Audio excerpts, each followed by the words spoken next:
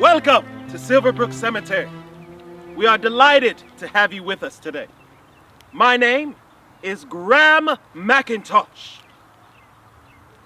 Graham McIntosh. Thank you. And I will be your tour guide today. I've walked these hallowed grounds for many years, and I'm excited to share with you some interesting facts, as well as introduce you to some of my favorite spirits who rest here for all eternity. Silverbrook Cemetery was started in the late 1800s, or 18th century rather, when graveyards began to run out of space in churches. Municipal cemeteries, just like this one, began to be the common thing. This one owned by the city of Anderson. Now, it sits on 43 acres, with room for about 20,000 graves, around 12,000 of which are, shall we say, occupied. The tears still flow when I think of him, lying there, dying on a battlefield, without me or his family to comfort him. Even 40 years later, it saddens me. My name is Georgia Anna Brown, and my husband died from a wound that he received in the Battle of Malvern Hill in August 1862. A senseless war. Those stubborn men. So many men died, and for what? My John, my love. City of Anderson, and specifically the city council, had established a committee to select land for its first municipal cemetery. Well, I thought, what a better way to honor the memory of my late dear husband and to ensure that this land be kept up than to offer it for the cemetery. Oh, can you smell that? Delicious. I've been baking today. I think it is perhaps one of the fundamentals of keeping a home. Making it inviting. Welcome. My name is Theresa Brown, and I'm so happy to have you all visiting me today. Some of you look as if you may have traveled from a very long way to see me, even from a different time. As I see you, I cannot help but wonder if any of us are kin. Are any of you English descent? Or Irish?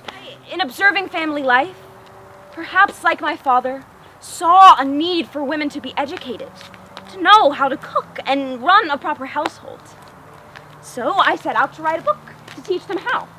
It was published in 1871, entitled Theresa C. Brown's Modern Domestic Cookery.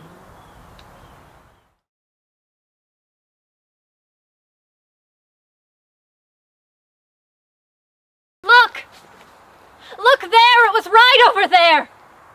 I fell right out of the sky. I suppose it would have been thrilling if I was not so scared, and maybe if there had been a net, but of course there was not. So, here I am. My name is Maud Broadwick, and I am grounded here.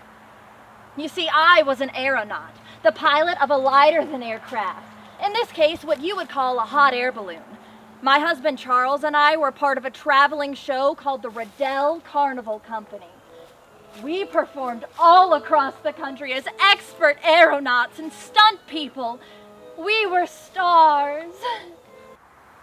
On that cool November day, not unlike this one, I gave the signal shouting, "Let's go!" At my signal, 10 strong men holding ropes let them go, and I began to rise quickly in the hot air balloon. Something went wrong rather quickly. My arm became tangled in the ropes attached to the chute. I felt panic as the crowd below sensed that something was wrong. I cried out to Charles, "Help me, Charles, help me!" I cried just before I began to fall.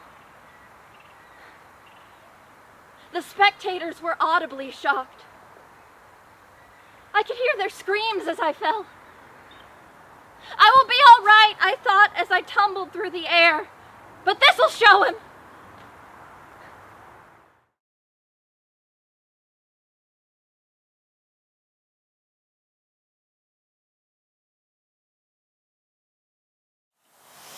I was almost giddy with excitement when we came down here to Anderson with the same goal in mind.